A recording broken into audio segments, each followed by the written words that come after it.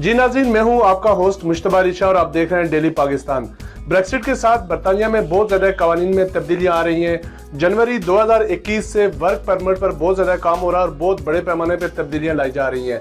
Barrister Rashid Aslam साहब से हम बात करेंगे। बरतानिया के मुमताज़ मारे कानून है। बैरिस्टर साहब बताइएगा, ब्रेक्सिट के साथ जो वर्क परमिट पे एक बड़ी न्यूज़ आ रही है कि बहुत ज़्यादा नरमियाँ लाई जा रही हैं और पाकिस्तान से जो आने वाले लोग हैं वर्क परमिट पर उनको बड़ा बेनिफिट होगा, क्या कहेंगे इसके बारे में? देखिए, पाकिस्तानियों के लिए वाकई एक अपॉर्चुनिटी है, क्योंकि 1 जनवरी 2021 से यहाँ पे जो वर्क परमिट के कवानीन स्टार्ट हो रहे हैं उसमें पाकिस्तान से बहुत सारे लोग आ सकते हैं। जैसे इलेक्ट्रीशियंस हैं, कुक हैं, पाइपलाइन वाले, मरम्मत करने वाले लोग हैं, ये इस किस्म के छोटे जॉब्स वाले जो लोग हैं उनके लिए बहुत सारी अपॉर्चुनिटीज़ हैं।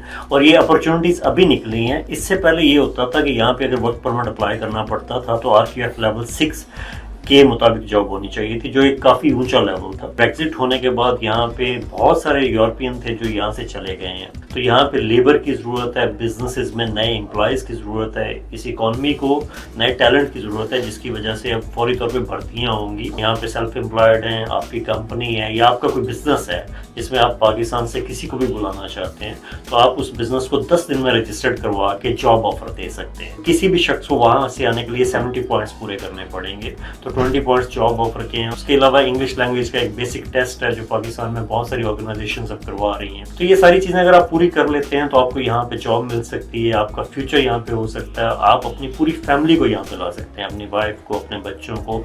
और फिर जब वो यहाँ पे आ जाएंगे तो उनकी तालीम यहाँ पे फ्री है, उनकी यहाँ पे जो NHS के हवाले से सेहत की सहूलियात हैं वो फ्री हैं।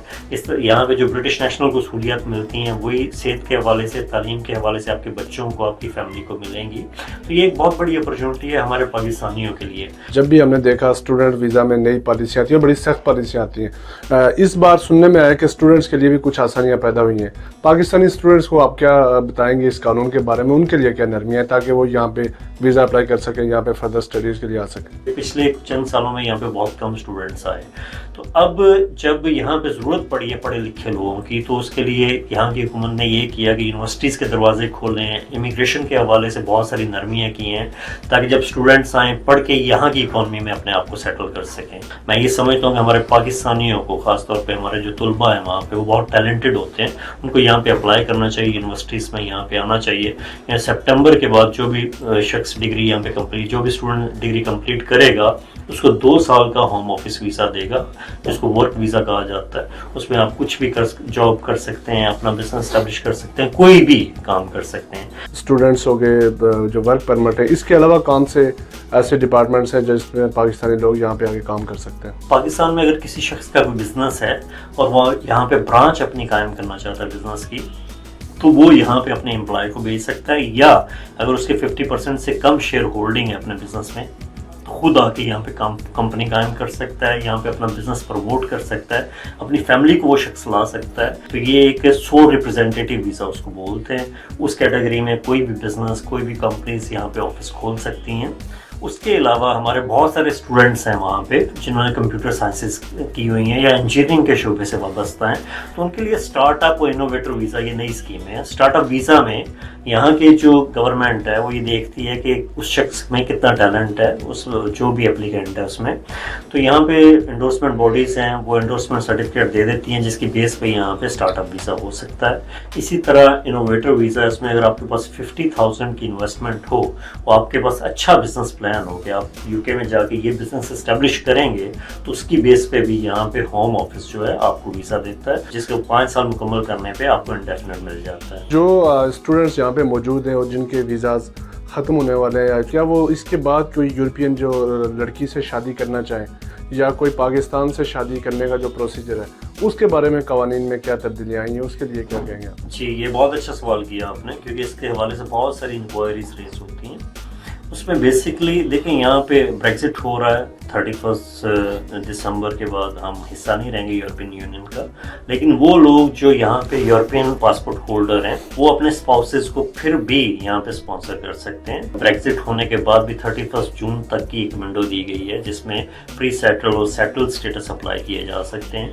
वो लोग अपने डिपेंडेंट्स को पाकिस्तान, इंडिया या जहाँ पे भी उनके डिपेंडेंट्स हैं उन पर बुला सकते हैं।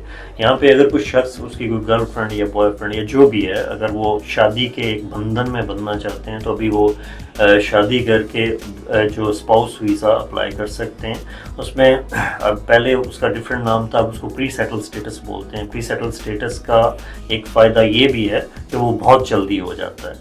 دوسری طرح کے ہمارے وہ لوگ ہیں جنہوں نے یہاں پہ بہت عرصہ گزار لیا ہے as a spouse of European national یا as a family member of European national. کیونکہ یورپین نیشنلز کا یہ فائدہ ہوتا تھا کہ آپ اپنے ماں باپ کو, بہن بھائیوں کو بھی اسپانسر کر سکتے تھے. تو بہت سارے لوگ ہیں جو یہاں پہ آ گئے. تو پہلے یہ ہوتا تھا کہ اسپانسر کو یہ شو کرنا پڑتا تھا کہ 5 سال اس نے پورا کام کیا ہے, اس میں کوئی گیپ نہیں, ہوم آفس دیتا گیپ تو نہیں ہے. اب ہوم آفس نے وہ شرط ختم کر دی ہے. اب اگر اسپانسر یہاں پہ رہ رہا تھا اور اس کے ساتھ اس کا اپلیکینٹ بھی یہاں پہ رہ رہا تھا تو اس میں پھر پرابلم نہیں ہوگی. اس میں پھر آپ یہاں پہ ویزا اپلائی کر سکتے ہیں, آپ سیٹل اسٹیٹس اپلائی کر سکتے ہیں. ہوم آفس صرف ریزیڈنس دیکھ کے چیک کر لیتا ہے کہ آپ کی ریزیڈنس تھی تو اس کی بیس پہ آپ کو پی آر یہاں کی مل جاتی ہے. یورپینز برطانیہ میں بہت زیادہ آباد ہیں اور ان میں آپ نے دیکھا پاکستان کے بہت زیادہ لوگ ہیں. تو جب بریکسٹ ہو جائے گا ان کا کیا فیوچر ہے؟ کوئی بھی شخص, کوئی یورپین جو آباد ہے, اس کو اب ٹرانسفر کرنا پڑے گا اپنا اسٹیٹس پری سیٹل یا سیٹل اسٹیٹس میں. اس کے لیے جو ڈیڈ لائن مقرر کی گئی ہے وہ 30 جون 2021. اگر آپ اس تک اپلائی کر سکتے ہیں تو آپ کو کرنا چاہیے, اور یہ بہت ضروری ہے کہ آپ اس ڈیڈ لائن کو میٹ کریں. جی ناظرین, یہ تھے بیرسٹر راشد اسلم, بہت ممتاز ہمارے قانون ہے, امیگریشن پہ ان کی بہت زیادہ گرپ ہے.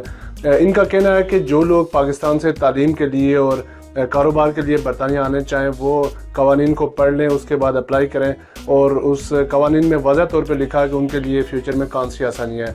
اپنے ہوسٹ مشتبہ علی شاہ کو اجازت دیجیے. دیکھتے رہیے ڈیلی پاکستان.